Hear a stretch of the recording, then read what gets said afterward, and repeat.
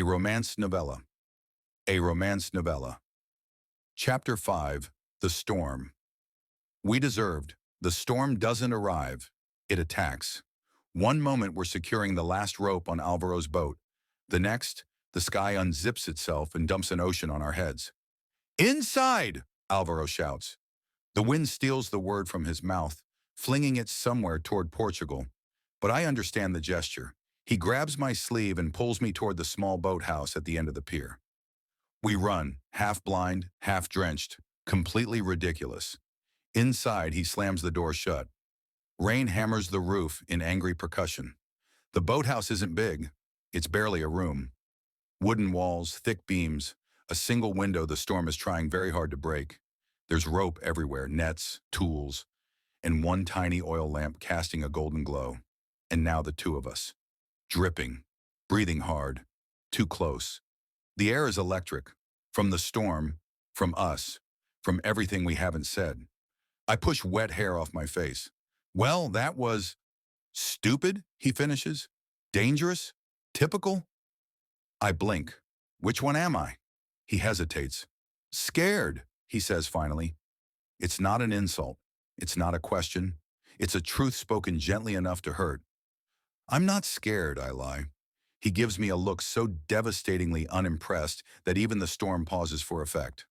"Okay," I admit. "I'm scared." He lifts one eyebrow. "Of what?" I open my mouth. Nothing comes out.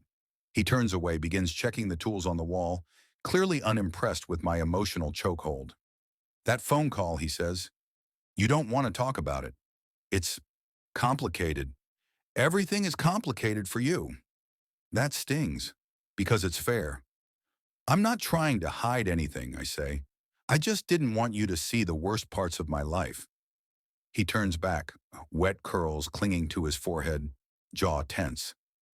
"Maybe I wanted to," he says softly. "Maybe I wanted to know you're not perfect. Maybe I wanted to know you trust me with the ugly parts too." The words knock the breath out of me.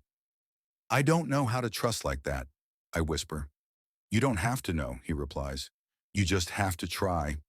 A crack of thunder interrupts us. The walls shake. A bucket in the corner falls over dramatically, as if participating in the argument. I run a hand over my face. "Alvaro, I left the city because I broke something. Or maybe because it broke me. I failed a project that I was supposed to lead. People lost money. I lost everything." He doesn't speak. He just steps closer. "I didn't know where to go," I continue, "so I went anywhere. I chose the coast because it looked like the opposite of my life. And then you met me," he says. "And then I met you," I echo. His eyes soften, like the start of forgiveness. But then the wind slams a shutter so hard it sounds like the world cracking. The lamp flickers. A rope swings ominously above our heads. Alvaro mutters something in Spanish that I think translates to, "We might die, but at least the timing is dramatic." He walks past me to secure a beam, and I swear the boathouse tilts for a moment. I grab his arm. "Is this safe?" "No," he says cheerfully, "but safer than outside." He's smiling, smiling.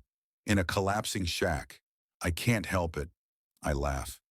A startled, nervous, borderline, hysterical laugh. And he laughs too. Loud, bright, cutting through the storm like a flare. For a moment, the world stops feeling like it's falling apart. But then, the wind knocks the boathouse sideways, sending us both stumbling. Alvaro catches himself. I do not. I slip on a wet board. He lunges, grabs my waist, and suddenly his arms are around me. Warm, strong, too careful, too much. "Easy," he murmurs, steadying me. "I've got you." I look up. His face is inches from mine. Breathing fast, eyes dark and concerned. My heart does something unprofessional. "Alvaro," he shouldn't kiss me. I shouldn't want him to kiss me. But wanting isn't something either of us controls anymore. His fingers linger at my waist. My hands find his shoulders on instinct. A bolt of lightning brightens the room. For a heartbeat, he looks like a portrait carved by the sea. "I don't care if you're scared," he whispers.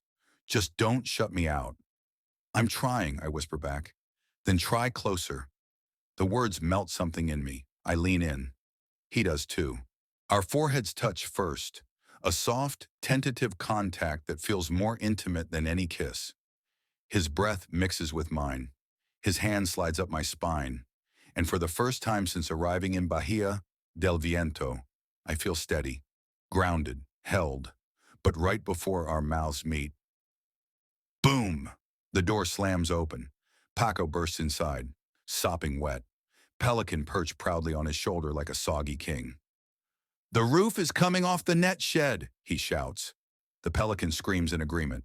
Alvaro and I jump apart so fast we nearly fall over each other. Paco squints at us. "Oh, am I interrupting something?" The Pelican tilts its head like, "Obviously, idiot." Alvaro rubs his face in agony. "What roof? How bad?" "Very bad," Paco says. "Come, bring your—" He gestures vaguely at me. "Your emotional baggage." The Pelican shrieks. I choose to believe it's encouraging. Alvaro grabs his coat. "Come on," he says to me softer than before.